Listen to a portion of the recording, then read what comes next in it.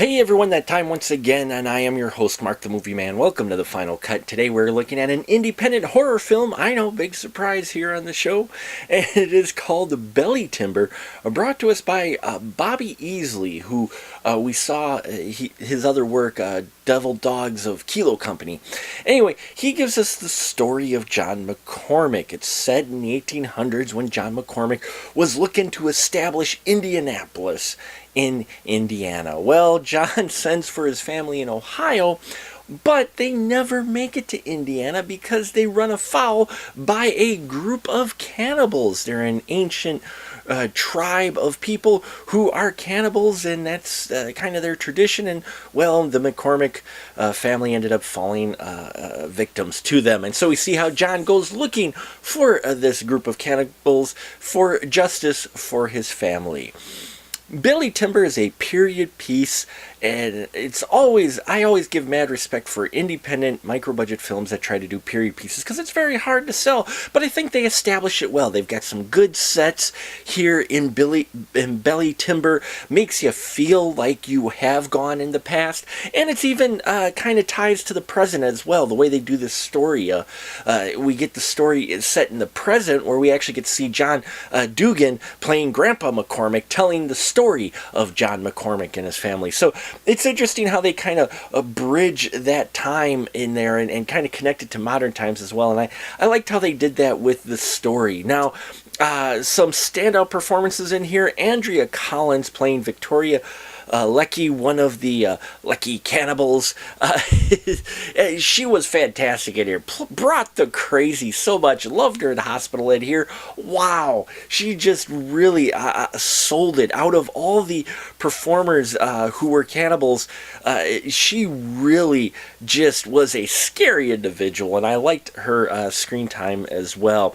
Everybody else does decent in here. John Johnson playing John McCormick, I thought he handled the part well, and he delivered his lines well, and the acting was decent too. You kind of felt for this guy who's trying to do something really major, but at the same time his plans are kind of put on hold to try to take out this ancient group of cannibals. So, there's a lot of interesting things going on, and I like the set pieces as well. Set in the woods, it felt like it was set in the past, so they helped establish that as much too.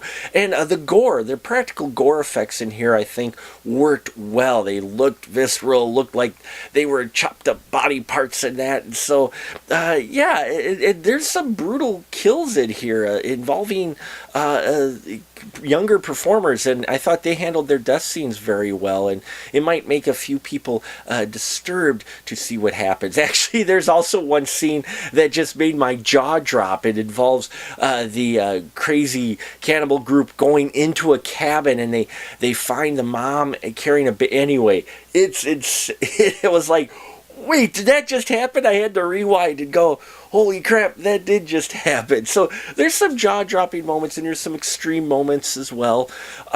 I think it's one of the better works that Bobby Easley has done as far as direction. Some of the editing, I think, could have been done a little bit better. A few of the scenes, were the way they were edited, it was a little bit distracting. That cabin scene I mentioned, in fact, it was kind of hard to tell. We get a close-up of a guy, and then we're back to the action again, but we're not sure where that guy is or whatnot. So, there's just a few scenes like that in here that I think could have been edited a little differently. But on the whole, for a period horror piece working on a micro budget, I think Bobby Easley does well in this film, and some of these performances really help carry some of the scenes.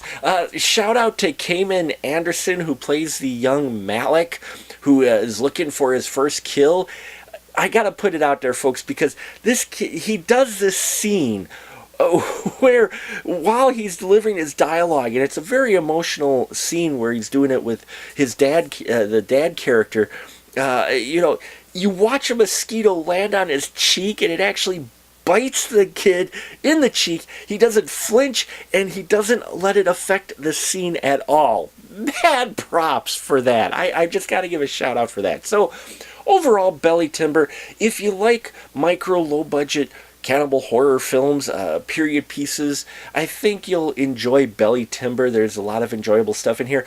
Some of the audio is rough as well, but again, it's working on a micro budget, so you have to go into it looking at that. If you're thinking of something a little bit higher production value or whatnot, you're probably going to be a bit disappointed in here. But again, for what they had to work with, I think they did well. It was an ambitious project, and you can tell there's a lot of pride the filmmaker has for their state of Indiana and its history, because that shows through as well in the film, and I liked that. I liked the fact that you had someone who is using their favorite genre to help express their love for the state they're from, and yeah, it shines in this film. So check it out if you're interested in indie micro-budget period horror piece.